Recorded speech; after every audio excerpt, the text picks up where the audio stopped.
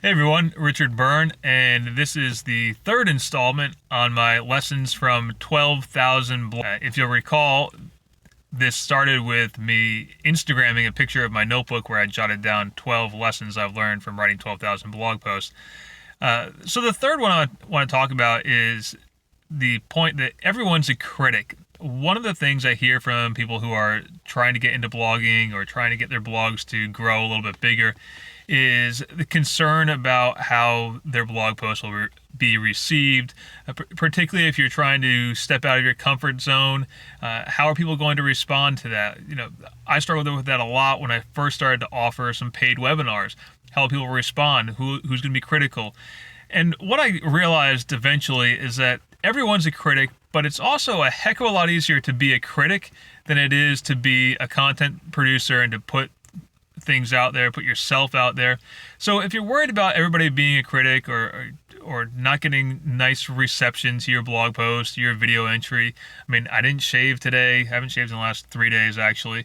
And I don't look the best, but you know what? I'm still putting my stuff out there, and it's a heck of a lot easier to sit back and critique than it is to put yourself out there. So if you're putting yourself out there, pat yourself on the back for doing a good thing and trying your best and be happy with that.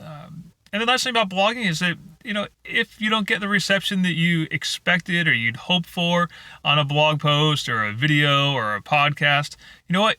The next day you get to try again.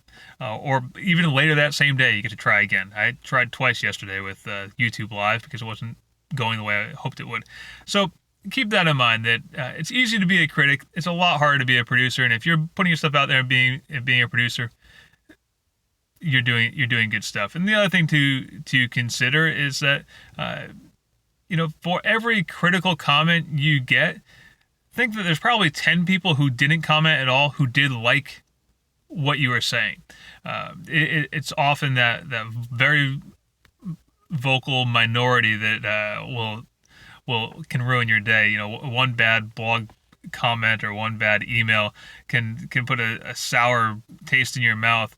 But keep in mind that there's probably 10 or 20 or 100 people who didn't write anything to you, but really liked what you wrote or what you published.